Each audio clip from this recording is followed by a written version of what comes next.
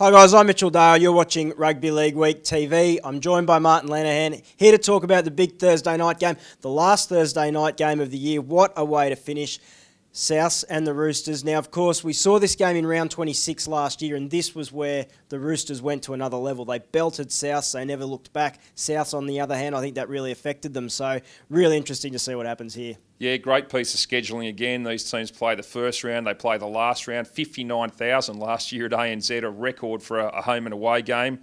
Allianz Stadium this time, fantastic way to take us into the finals. The teams second and third on the ladder. And as you said, Mitch, when they met last year, this is a momentum changer. This game, out of these two sides, one of these teams is really going to kick into the finals on the back of this game.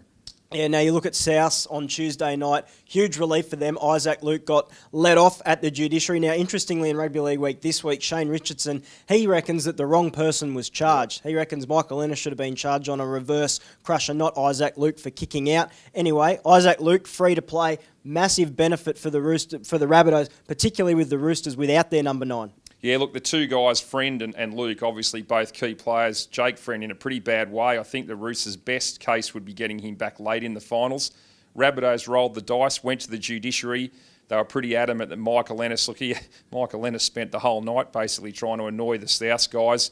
Isaac Luke spoke very passionately at the judiciary about how he felt in that tackle. He was fearful of the way he was being held, and he spoke about his kids. I mean, it was really a pretty passionate defence. Peter Kite, the NRL bloke trying to get him suspended, said that you can't use that as a defence. I'd like to see Peter Kite put in one of those tackles and see if he kicks out. But anyway, huge for South to have Isaac Luke and Jake Friend not there. That's a massive advantage for South. Yeah, it comes down now to Mitch Orbison. Look, very versatile player, one of the most underrated players in the competition for mine, but massive task for him, filling the role of Jake Friend. Heath Lestrange is on the bench as well, so won't be surprised to, of course, see Orbison go back into the back row at some stage, but massive job for him, you'd say? Oh, not the same creativity as Jake Friend. I mean, that's just a simple fact of life. They'll battle on and hope that Jake Friend can come back later in the finals. Yeah, and what about the Rabbitohs? They are missing Adam Reynolds, but interestingly, John Sutton goes into 5'8", Luke Keary to halfback.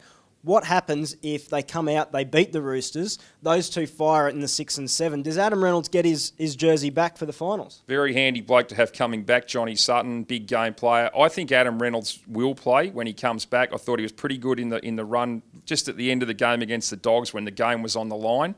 So I think they need him in the team. Johnny Sutton can shift into the back row. Someone else will find their way to the bench. For me, Adam Reynolds definitely comes back into this team, but I don't think they'll be too worried about going into this game with Sutton and Keary. No, look, it's a very good chance for them to see what this combination provides. I think you're right. I think Adam Reynolds' kicking game does offer a lot to South, both in general play and goal kicking.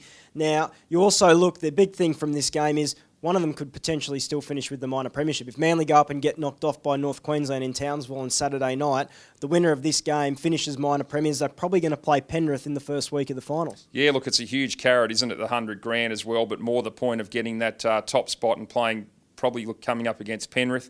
I think Manly, a huge task for them, couple of key injuries to go to Townsville. Don't worry about what happened with the Cowboys on Monday night, got a bit complacent.